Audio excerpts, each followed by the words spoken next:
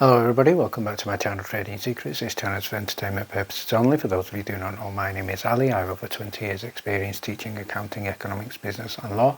And through this channel I'll be providing some stock analysis and a quick update on the $1 Million Challenge. So if anybody is not aware of this is a journey of investment of $1,000 to a return of $1 million over a period of 3 years using a strategy called compound return investing. So the objective is try to get 201 trades, each with an average return of 3.5%. It's not 201 consecutive trades. We do take into account losses.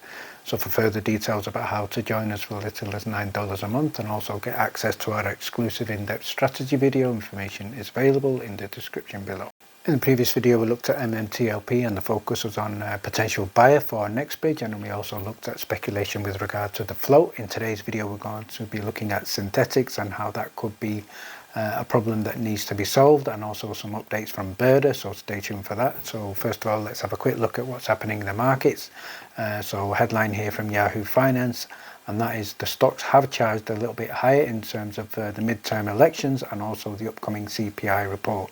So at time of editing, the S&P 500 was up 0.8%, and the Dow Jones was also up approximately 1.4%. And in other news I'd like to share with you with regard to ticker symbol TSN, Tyson Foods, we have just breaking news here that the CFO, I'm presuming that's the Chief Financial Officer, was arrested after getting drunk, breaking into a home and falling asleep in a random woman's bed, according to Bloomberg. So I'm not sure if he was seeing red there, but he was certainly in the wrong place at the wrong time. And finally, if we have a quick look at the heat map here, we can see the market was much better today. Tesla's not done well, but other than that, Microsoft, Google, Apple and many others, including Exxon, have done exceptionally well today. So let's have a look at the chart for MMTLP for close of play today, and what is interesting here at UK time 7:34, you can see a huge short attack there. The RSA dropped to close to 20 and huge red candles, but what we can also see here is there is strong buying there. People are buying, retail are looking for these dips where it went below $7 and it also went as low as $6.75. So great buying opportunity for people there. And from that recovery at one point it also went up to $7.60. So closing at $7.35 and down only 1.74%. So in terms of the short borrowed data, let's have a look at what we are here. So not many shares available at time of editing, only 65,000 shares available, with a negligible fee of 27.8%. So it's still available right now for the shorts. So do your business. So before we look at synthetic shares, I'm going to give a shout out here to Taranjeet Singh Rai, and he has an excellent channel covering crypto, but he's also recently been covering MMTLP, so go ahead and check his channel out with some excellent insights into crypto as well. So the other thing I want to do a quick recap of is something that was covered in yesterday's video.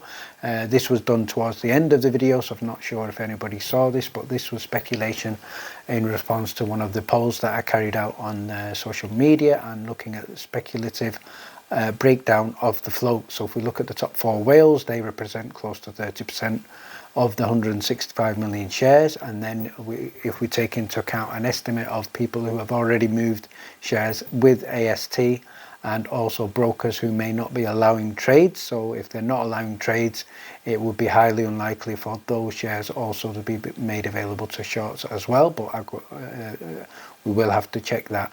And many European brokers, including some American brokers, are also not allowing trading, so we can estimate that to be approximately 30%.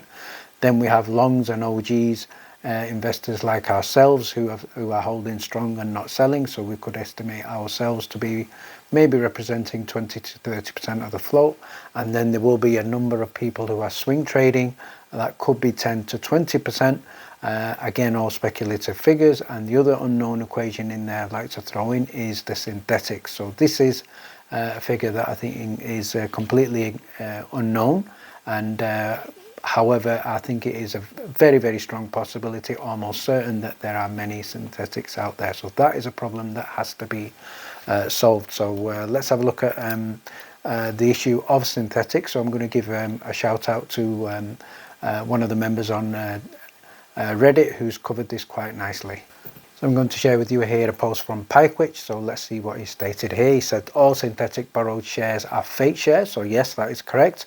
And they also need to be removed from the real float. So in our particular case, because MMTLP is no longer going to exist, these synthetic shares cannot be around permanently, unlike in other companies. So in other companies they could be there because their tickers are going to be around as long as the company is around, but not the case with MMTLP. So we currently have, for the people having synthetic shares, a ticking time bomb.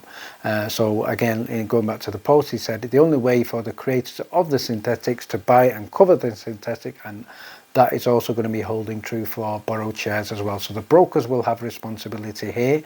The brokers will need to make sure that all these synthetic shares are no longer in the market. So the brokers are going to have legal responsibility. Why? So because obviously in terms of the spin out, we can only have 165 estimated million shares going into NextBridge, nothing higher, nothing lower. So the figure is not going to increase, the figure is not going to decrease. So it doesn't matter how many synthetic shares there are, the synthetic shares are not going to go into NextBridge.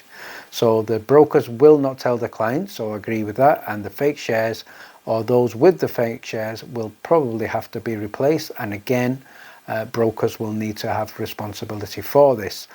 So the brokers at some point, they're going to be looking at where these shares are, trying to replace them, and obviously that could also create some significant buying. And now let's give a shout out to Brody, and he's tagged in John Brda. So let's have a look at the post, and he stated here, I know you're a busy guy, but could you feel this please? To successfully close a short position held from Torch MMAT merger, can you just close it with MMTLP, or do you have to purchase 1 MMTLP and 0.5 MMAT? This is a point of contention dividing the investors. So I think this is an excellent question, and I do agree this is something that I don't think has been clear, but let's have a look at the response from John and what he stated here at the bottom. My understanding is half share of MMAT and full share of MMTLP, so they definitely need to use MMTLP to cover there, so that's confirmed, but he's also saying half share of MMAT. So I was also going on to say, however, they could have covered either separately, so we don't know when they've covered or if they've covered in terms of all of them. They are not connected because obviously the two separate tickers. Just because you are now short on MMTLP does not mean you are short on MMAT. So again, good point there from John. And shout out here to the bird lady as well. So what she said is the half comes at the time of merger, so this is explaining those figures. It was Torch shares representing 25% of MMAT shares, and MMATF was approximately 75%. So MMATF got extra shares, if you remember. I think at the time it was around about 3-1, and then it changed after that. Then the reverse split, so 0.25 shares became 0.5 shares. Don't forget the MMAT made an offering, and that was equivalent to approximately 0.4 MMAT shares. So that's a little bit of background to the conversion. And now again, another thread in terms of here what John has followed up to John Brda. He stated, there is one solution to the problem of being trapped in a trade. The market makers never got this listed. How would they ever be able to close those short positions, and how many brokerages or market makers will continue the practice of creating these shares and dollars lost on gambling losses? So what John Brda has stated here, the NextBridge spin-off shares have no CUSIP, no DTC eligibility, and is a private company. So again, many people out there disputing the fact that it is going to be a private company. So we are hearing it here from John Brda himself. It is a private company, and everybody from the company are saying the same thing, but people out there will still deny this. Brokerage houses and DTCs can't hold these shares. These are preference shares, and they have DTC eligibility and the CUSIP. Therefore, the shorts have found a way out. This time, question mark, we don't know, because the ticker is still trading, MMTLP, and we are on a little bit of a countdown. So let's see if they are successful or not. Finally, final part of the thread I'm going to share with you here from John. He said, yeah, maybe, but those waiting for a squeeze maybe even to $100 might not present itself. We don't, obviously, there's no guarantee of a squeeze. Nobody's ever said that.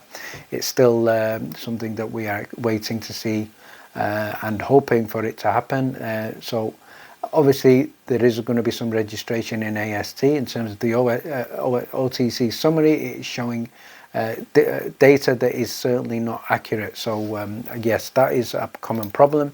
So John has addressed this problem of inaccurate information. What he stated here is that OTC is giving you MMAT information. None of this information is correct, and they have shown no interest in fixing it. So good point there. I think the OTC certainly need to get their act together.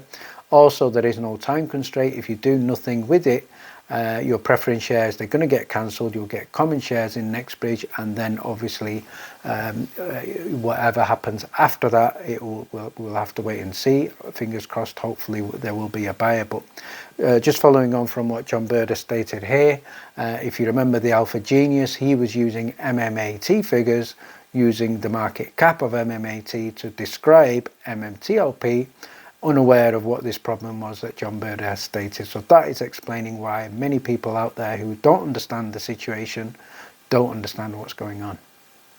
A final thing I'd like to address is the issue with regard to Fidelity. So shout out here to Steve, and he's stated here just earlier today, for your information, he's placed an order for MMTLP with Fidelity Fixed Income Team this morning, and it was successfully filled. So I did get quite a few number of people saying they were not able to buy on Fidelity. So this is for everybody out there, and I am aware, and it is confirmed, that people have not been able to buy. So the recommendation here is contact or ask for the Fidelity Fixed Income Team, and if you get through to them and you are persistent, you should be able to buy MMTLP. And then finally, I'd like to give a shout out here to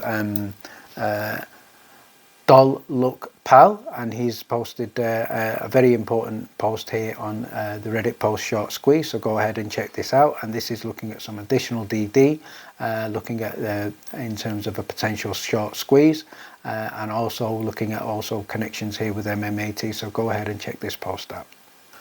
Finally, I'd like to finish off by giving a shout out to our weekly watch list. This is something that was shared yesterday prior to trading on the Monday with our Discord members exclusively. So I'm going to share with you some of the stocks that we called out. First one was ticker symbol MTDR, and that one today, close of play, was up in excess of 4% at time of editing.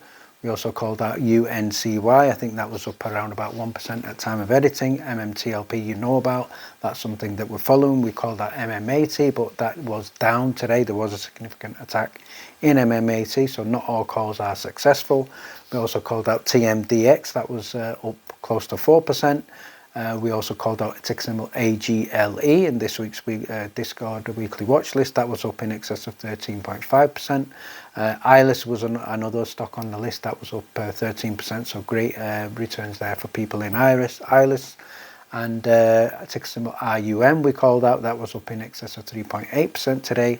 And also ticker symbol OXY with regard to earnings, Oxy, and that was up around about 3.7% today. So some great calls so far. So if you'd like to get access to our daily stock alerts and our weekly watch list, you can certainly join us in our Discord exclusively. Details are in the description below. Thank you very much for watching. Please stay tuned.